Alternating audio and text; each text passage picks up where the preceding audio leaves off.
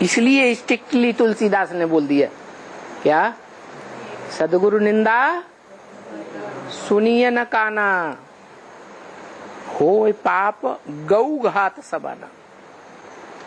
जानवर गौ की तो बात ही नहीं, यहाँ कौन सी गौ की बात है, जानवर गौ की। कन्याओं, जो कन्याएं सरेंडर होती हैं, उन कन्याओं को कोई उनकी पवित्रता को खंडित कर दे तो जैसे वो ज्ञान में से हमेशा टूट जाती है। तो ऐसे ही बताया, ये बहुत बड़ा पाप हो गया।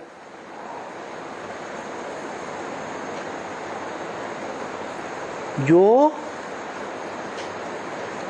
राजयोग सिखाने वाला बाप 16,000 की संख्या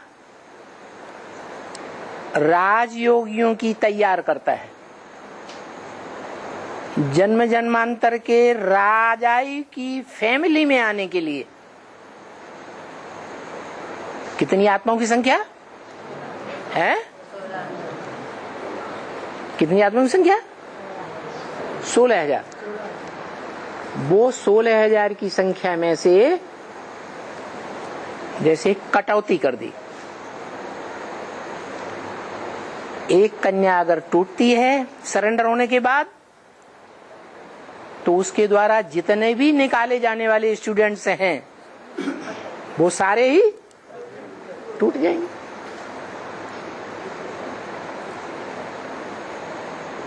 हर एक आत्मा का 84 जन्म का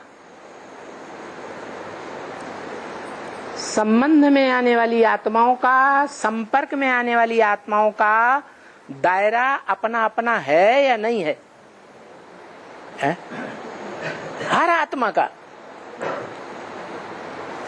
जो भी एडवांस में आए, जो भी ईश्वरीय सेवा के प्रति तन से, मन से, धन से, समय और संपर्क से अर्पण में होकर के चलते हैं, वो आत्माएं जैसे कि राज फैमिली की हैं। भगवान बाप आकर के क्या बनाता है, राजयोग से हैं राजा बनाता है। राजा न भी बने तो भी राज फैमिली में तो जरूर आएंगे। जैसे धृतराष्ट्र राजा था कौरवों का, और दुर्योधन दुशासन राजा तो नहीं थे हैं, लेकिन उनका राजाई का प्रभाव था या नहीं था, नहीं था। राजाओं जैसा ही प्रभाव हो गया या नहीं हो गया। तो भले प्रिंस प्रिंसेस बनते हैं 16,000 की संख्या में त्रेता के अंत तक, लेकिन वो प्रिंस प्रिंसेस बनने वाली आत्माएं भी राजाई की क्वालिटी की हैं, कंट्रोलर हैं। क्या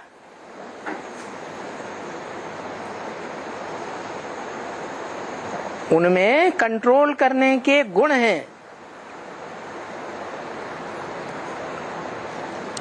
ऐसी आत्माएं जो राजयोग सीख करके राजा बनती हैं, राजा की क्वालिटी की बनती हैं, वो आत्माएं सारे संसार को कंट्रोल करने वाली एक न एक दिन बनेंगी या नहीं बनेंगी।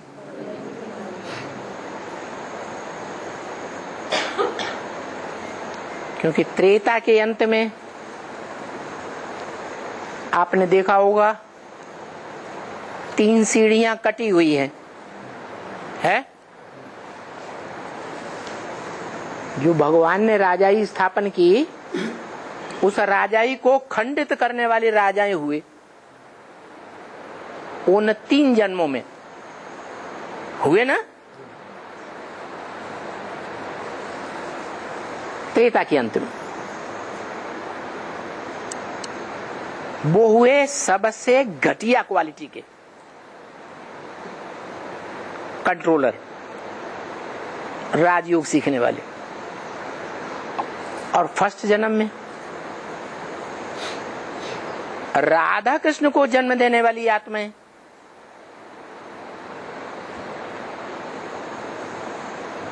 नर से नारायण बनने वाले, सारे विश्व के कंट्रोलर, सबसे ऊंचे कंट्रोलर दुनिया के हुए या नहीं हुए? है? नहीं हुए? हुए। जो सतयुग के आदि में सबसे ऊंचे कंट्रोलर थे, वो ही फिर हिस्ट्री रिपीट्स, द्वापर युग से वो हिस्ट्री रिपीट हो जाती है। वो ही आत्माएं द्वापर के आदि में राजा विक्रमादित्य और उनके गुरु, जिन्होंने विकारी राजा विक्रमादित्य को सिखाया कि दुख की निवृत्ति के लिए तुम क्या करो, है सोमनाथ मंदिर स्थापन किया। तो जो सतयुग के आदि में ऊंचे थे, वो द्वापर के आदि में भी ऊंचे हुए, और जो त्रेता के अंत में नीचते नीचे हुए, वो ही कलयुग के अंत में भी नीचे राजाई को प्राप्त करने वाली आत्माएं बनेंगी।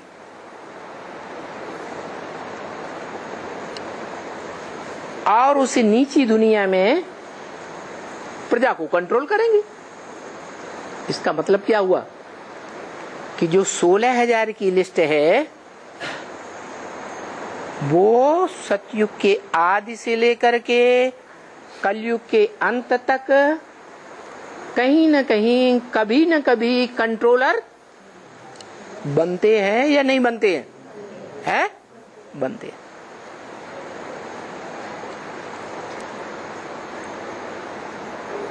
तो निश्चय बुद्धि बनते हैं, तब सरेंडर होते हैं, और अनिश्चय बुद्धि बनते हैं तो पहले सर अंडर, फिर सर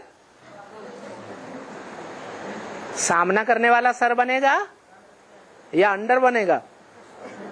है? जब विरोधी बन जाते हैं, अनिश्चय बुद्धि बन जाते हैं, तो बाप का मुकाबला करते हैं या सरेंडर होकर रहते हैं? हैं? क्या होते हैं? सतो प्रधान स्टेज है तो सरेंडर होते हैं, तमो प्रधान स्टेज बनती है तो है सर ऊंचा उठ जाता है, बाप का मुकाबला करने लग पड़ता है, ग्लानि करने लग पड़ता है। और इसका कारण क्या बताया? क्यों ऐसा हुआ है? हाँ, ज्ञान को व्यभिचारी बनाया, दूसरों की सुनी सुनाई बातों पर विश्वास कर लिया। सुनी सुनाई बातों पर भारतवासियों ने क्या पाया? दुर्गति पाई। ये महावाक्य है ईश्वरीय। भारतवासियों ने सुनी सुनाई बातों से दुर्गति पाई है। यही भारतवासी हैं नौकुरियों के ब्राह्मण, जो संगम में तैयार होते हैं, 9 धर्मों से आई हुई आत्माएं, जो द्वापर युग से अलग अलग धर्मों में टाइम टू टाइम कन्वर्ट होती रही। कैसे कन्वर्ट हुई थी? अरे है वही ऊपर से आने वाली आत्माओं ने, धर्मपिताओं ने द्वैतवाद की बातें सुनाई हैं, और ग्लानि की, अरे तुम्हारे राजा राम भगवान, उनकी सीता चुराई गई। ऐसा भी भगवान होता है जिसके घर की सीता ही चुरा ली जाए तो वो दुनिया की क्या रक्षा करेगा, प्रजा की। बस आगा पीछा कुछ नहीं देखा। हाँ, बात सच्ची। तो ऐसे ही अभी तक हो रहा है ब्राह्मणों की दुनिया में। अनेक प्रकार की पार्टियां निकल रही हैं, विरोध बढ़ता जा रहा है, और सबसे जास्ती विरोधी कौन है पता है? इब्राहिम, बुद्ध, क्राइस्ट, गुरु नानक के फॉलोअर या ब्रह्मा के फॉलोअर?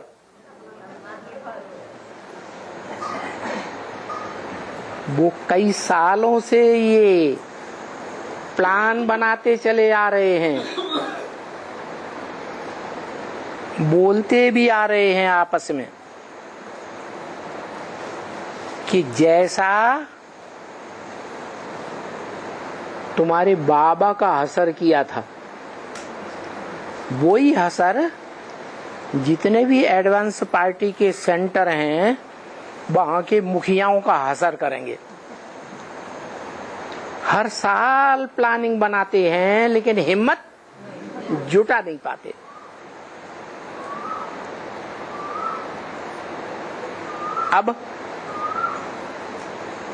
अब ये स्थिति आ गई कि गुलजार दादी के मुख से ब्रह्मा बाबा भी बोलने लगे।